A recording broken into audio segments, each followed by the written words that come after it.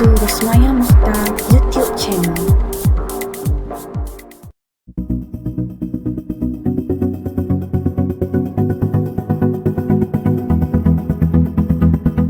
For the next discussion, can you see my PowerPoint or not? The new PowerPoint? Yes, we can. Okay, so we start. Okay, the next discussion is where we arrange the capacitors, okay, more than one capacitor arranged in series and in parallel. Okay, if the capacitors arranged in series, okay, so what happened to the capacitance? So what happened to the capacitance? So this is what we're going to discuss for today. Okay, imagine this is the circuit. So we have more than one capacitors. Let's say we have 3 capacitors. So the capacitors here arranged in series. Okay, arranged in series. So for the capacitor arranged in series, we arrange it for your level, STPM level, we arrange it like this. Okay, positive. This is a terminal positive. So that means this part is positive. Then this is negative. So next capacitance 2, this is positive, this is negative. Okay, then next this is positive and this is negative. Okay, this is for your level. Okay, we arrange it like this. Okay, so what happened? So the voltage across capacitor 1 is V1. The voltage across capacitor 2 is V2, and the voltage across capacitor 3 is V3. Okay, so the charge remain the same because the charge cannot go anywhere. It's still in the same circuit because this is in series. Okay, the current in series is the same. Okay, because current is the flow of charge. So when the charge is constant, so the current also constant. Okay, so that's why Q remain as the symbol as Q. So V1 equals to Q per C1, V2 equals to Q per C2, and V3 equals to Q per C3. Okay, understand or not? So this is a series circuit. So the I is constant. So why I constant? Because the Q is constant. Okay. And the voltage is the total voltage here is equals to the V1 plus V2 plus V3. Okay, voltage across C1 plus voltage across C2 plus voltage across C3. So the voltage across all the capacitor is V. Okay, this one you've learned already in Form 4, Form 5. Okay. And then we can substitute the V into the equation. Okay, we substitute V1, V2, V3 into the equation. Then what happened? Next is mathematics lah. We factor out Q. Q is constant, right? So we factor out Q. So in the bracket become 1 per C1 plus 1 per C2 plus 1 per C3. Okay, not? If you cannot understand, can write in the chat. Okay, so next, so we bring Q to the right side. So become a left side. Okay, so V per Q become V per Q. So and then the total, we call this as effective capacitance lah, or just C. So the total capacitance or effective capacitance, so becomes 1 per C, where the C is 1 per C is equals to 1 per C1 plus 1 per C2 plus 1 per C3.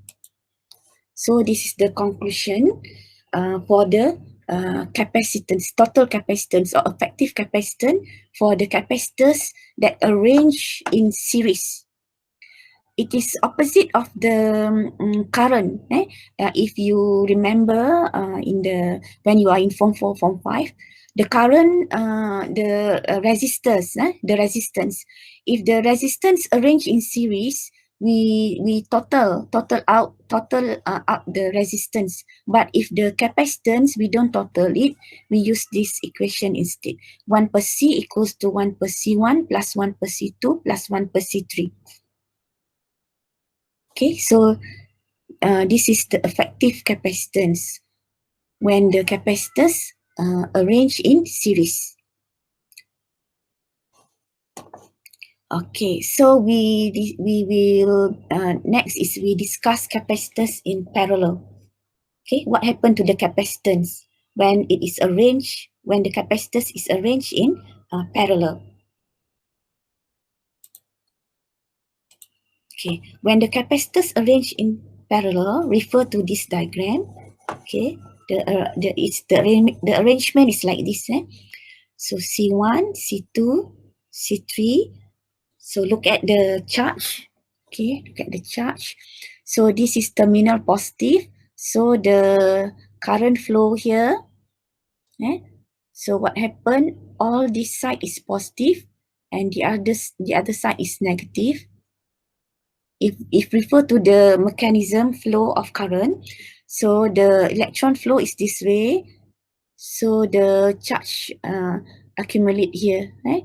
The negative charge. Then the other side will be positively charged for the capacitors, the plate here. Okay, next. Next, the charge in Q1 will be C1V. The charge in Q2 in the capacitor 2 is C2V, and the charge here will be the C3 is C3V. Okay, so back to the circuit here. When the current flow is split into 3 here at the junction here, so it's split into 3. So that's why the charge in the capacitor here will be different. We name as Q1, Q2, Q3. Okay, and the C surely different because 3 different capacitors. And then the voltage, because the capacitor is arranged in parallel, therefore the voltage between A and B or across the capacitors, in other words, the voltage across the capacitors will be the same because they are arranged in parallel, right? So we use same symbol V because they are the same. Okay, any problem or not? Can you understand me?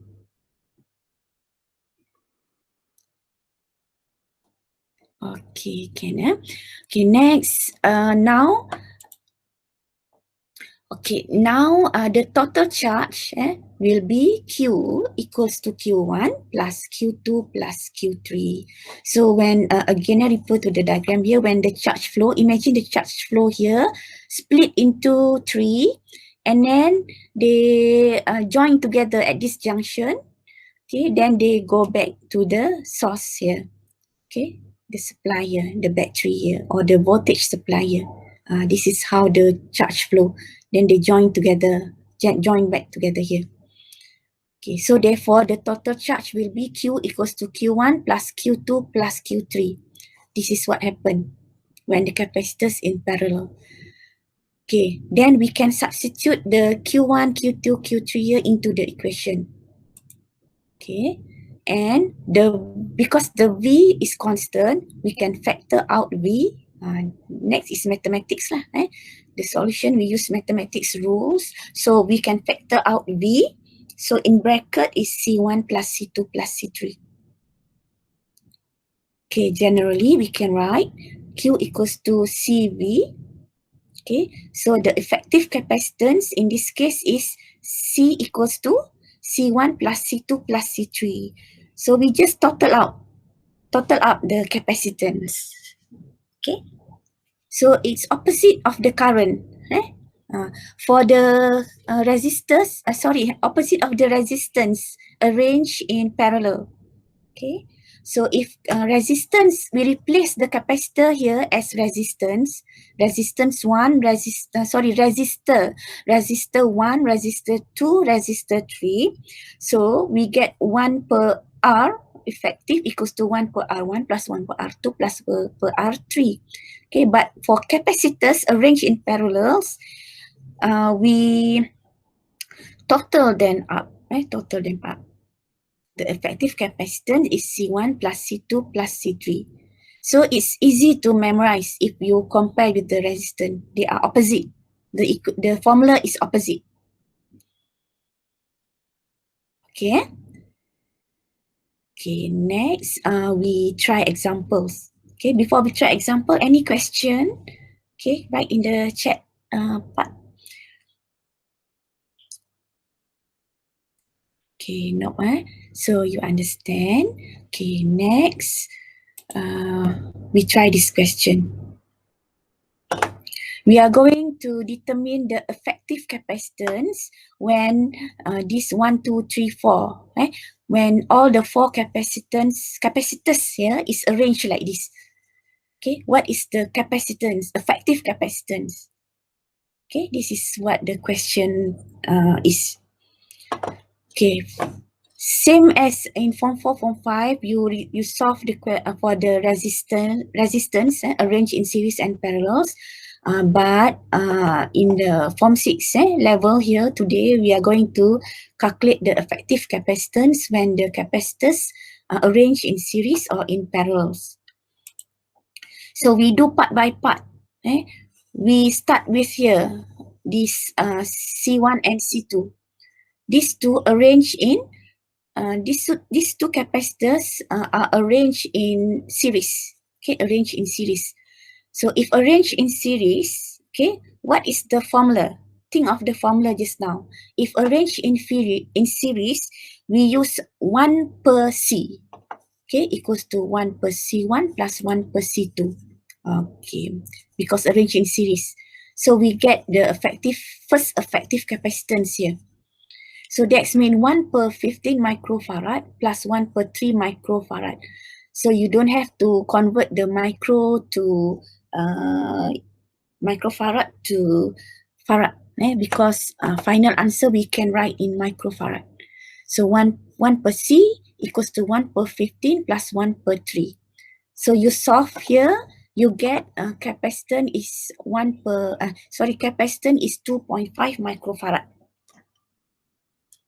Okay, so this is first part. So that's mean done C1 and C2. So 2.5 microfarad. We combine them already, combine with this capacitance, the new capacitance now become 2.5 microfarad. Okay, we solve part by part. Okay, so next, look at these two capacitors. Okay, these two capacitors, they are arranged in parallel. Okay, arranged in parallel. So what is the formula we are going to use if the capacitors arranged in parallel? So that's mean we plus, just add them, 2.5 plus 6, because they are arranged in parallel, right? They are arranged parallel. So you just add them. So the next, the second effective capacitance will be 2.5 plus 6, we get 8.5 microfarad. Okay, so now these two we combine already, so they become the next effective capacitance is 8.5 microfarad. And finally, look at these two capacitors. And the last one is C4. Combined with the second effective capacitance just now calculated, here 8.5 microfarad. So you can see here they are arranged in series. If they are arranged in series, we use which formula? Okay, so we use 1 per C. 1 per C. So 1 per C equals to 1 per 8.5 plus 1 per 20. Then you solve this, you get capacitance equals to 5.96 microfarad. So this is the final answer. So this is the final answer. Okay. So any problem? Okay, if no problem, I want you all to try this question.